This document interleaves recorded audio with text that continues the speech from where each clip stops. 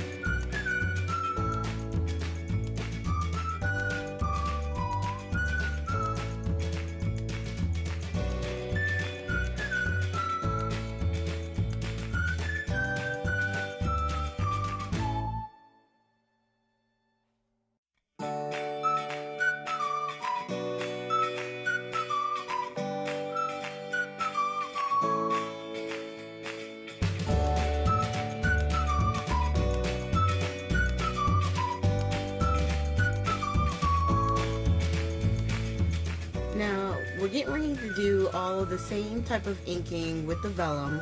I wanted to just pop in real quick, excuse me, to just remind you that no matter what color paper you're using, or what kind of paper you're using, you should prep it with the powder tool, okay? So that's what I did, and the stamping, the Versamark ink, and applying the embossing powder, and then heating it is all the same method. So here we go.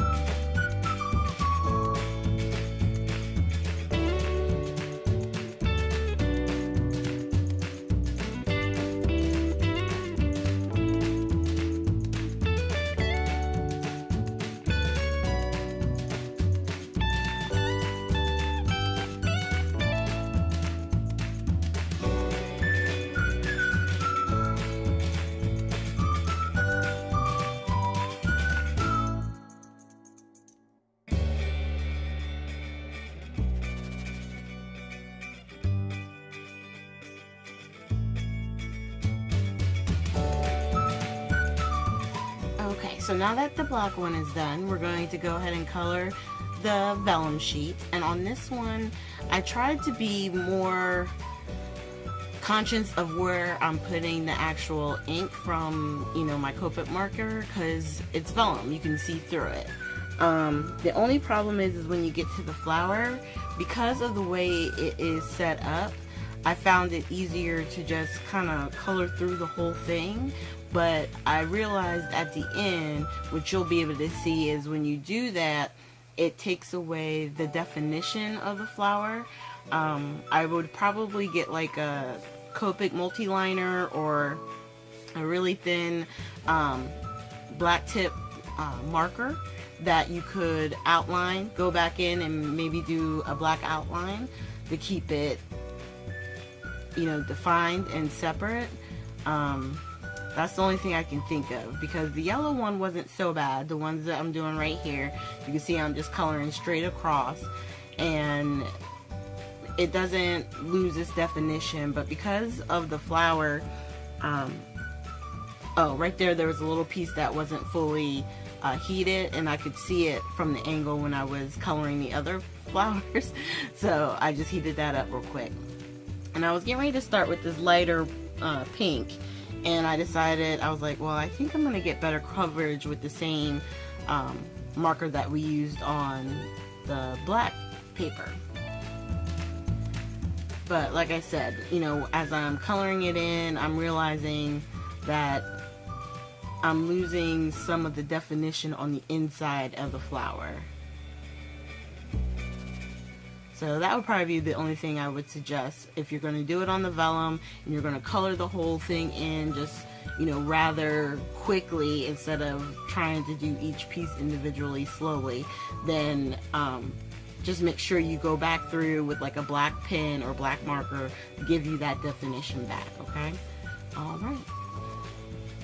But otherwise it went smoothly, I think, as far as it being vellum. Just being mindful, like I said, that anything on the outside edge you're going to be able to see because it's a see-through material. So just be aware of that. And then I still think I like it on the black paper the best, because like I said, once you use the marker on the black paper, you can't see it, you know, it doesn't stand out very much. So I think that one was still my favorite. So I'm gonna put them right next to each other. See what I mean? The definition on the one side and you kind of lose it on the other. I was gonna try and go in with the yellow to see if it would bring it back out, but it didn't. So now I'm gonna step off and go ahead and create the card, and then you can see the finished product. So here's the card. I used a happy anniversary stamp that I had that was wood mounted. So there's a little bit of a design up on the top of the sentiment. But it's just something really simple and just really pretty about the Copic markers, or any alcohol marker on top of the embossing ink. Just be careful with your markers. You might see some discoloration, but they still work fine. Thank you guys for joining me, and you make sure you have a great day.